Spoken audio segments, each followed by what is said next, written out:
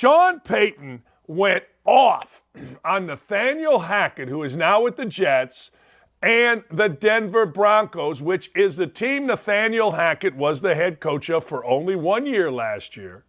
And now Sean Payton is the coach of the Denver Broncos. Now, it's almost like college basketball. When a guy comes in, I'm going to say this slowly, when a guy comes into college basketball, his way is way better than the previous coaches.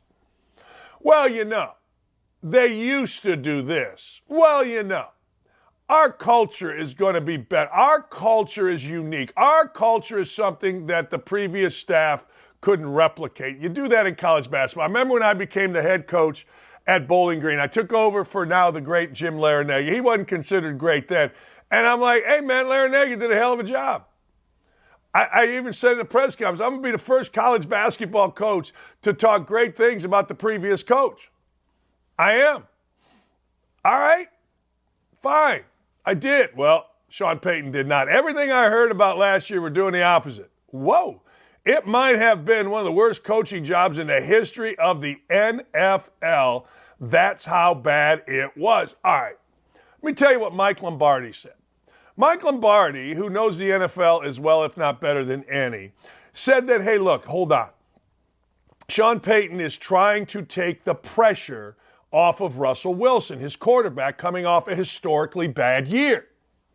But let me explain something, too. Russell Wilson's like 35 years old. He's won a Super Bowl. Russell Wilson, if he needs a coach to come in at this stage of his career and make a dummy of himself and to take pressure off of him, then Russell Wilson ain't going to win for you anyway. Russell Wilson's going to win not by a coach taking pressure off, by going to work, realizing what happened last year cannot happen again, and fixing what happened last year so that it does not happen again. That's what Russell Wilson needs. He doesn't need a coach going out there acting a fool. Nobody needs a coach going out there acting a fool when you're 35 years old. Like, look, if you're a rookie player and you're coming in and you don't want the fans all over you, you want them all over you as the coach, then cool. Hey, no problem. Do whatever you got to do. Like back in the day, I always have a back in the day story. Bob Knight would do things at a press conference, not because he was trying to take the pressure off of players, but because it amused him. To quote Charlie Sheen in 2.5 Men, why do you do that? It amuses me. So I get it. People can say that. And now I have a hard time disagreeing with Mike Lombardi because Mike Lombardi came on this show last year and told me that Yannick Ngakoue, who was picked up by the Colts, stinks and runs past the pass rusher. And he was right. Ngakoue out of town after 1 year and can't find another job. I'm just saying. So I have a hard time disagreeing with Mike Lombardi when it comes to all things football. But I disagree with this. As a coach, you sometimes just do things because, well, it amuses me. Hey, Joe Burrow, he of Cool Joe, he of Cigar Smoking Joe, he of taking Cincinnati to the Super Bowl, looks like he's got a hammy. See, my dad used to tell me this. If you pulled a hammy or you turned an ankle, it meant you were out of shape. Now, I don't know. My dad obviously grew up and he played in the 50s and the 60s. I guess more the 50s. And that's what they were told. Look, if you twist an ankle, you're out of shape. Oh, all right. If you pull a hammy, you're out of shape. I want to go back to something that I forgot, and I'm sorry I did.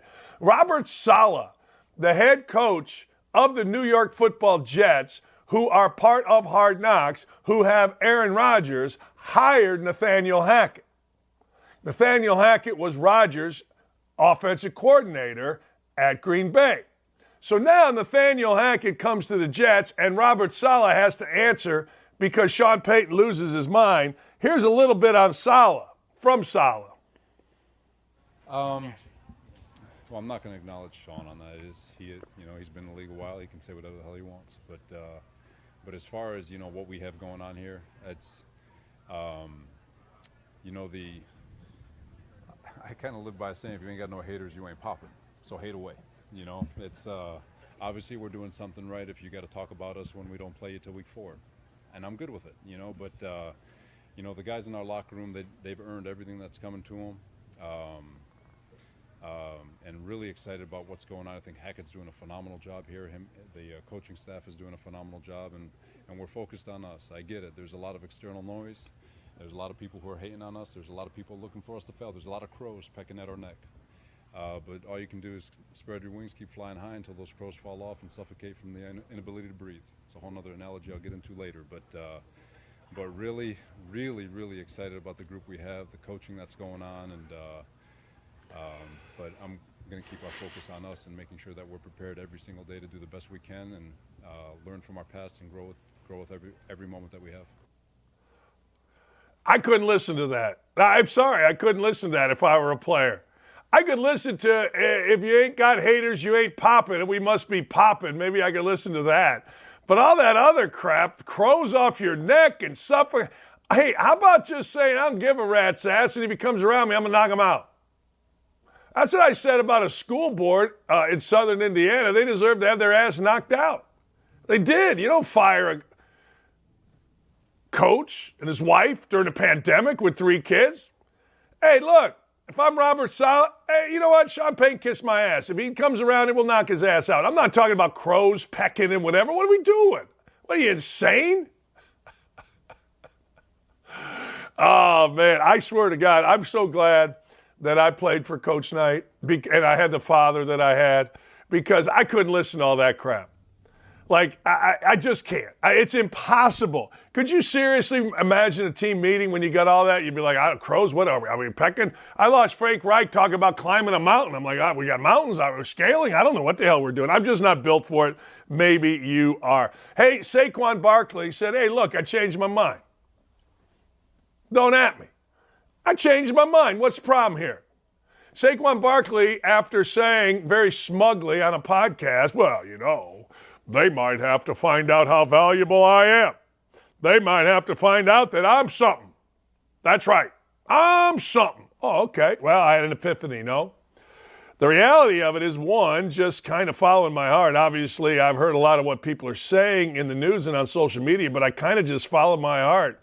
And then you got to look at it as a business point. I felt like it was the best thing I could do. I really like Saquon Barkley. Ever since I saw him interviewed after the Iowa-Penn State game a few years ago, I really, really liked Saquon Barkley. I did. But I didn't like when he went out there and he was talking about, well, they may have to learn what my value is. I think they did. I think they learned what the value is, and I think he learned what his value is. And don't give me this garbage about underpaying. There is no underpaying. I don't want to hear underpaying. We're not underpaying anybody. You're paying market value. Now, let's be very clear. See, the agent for Jonathan Taylor, our beloved Colt, is still chatting. He's still out here. He's still going at people. He's still coming back with, somebody asked him on Twitter, hopefully, the Jonathan Taylor, Jimmy Irsay conflict here can be resolved. And Jonathan's Taylor agent put that emoji and said, I doubt it. Fine. You want to do that on Twitter as children? Fine. But the bottom line comes to this. The bottom line comes, do you want to play for fair market value? And if you do, here it is. If you don't, you have your options. But son, remember the name Wally Pipp. I'll let you all look up who Wally Pipp is. Now I'll tell you. Wally Pipp, first baseman for the New York baseball Yankees.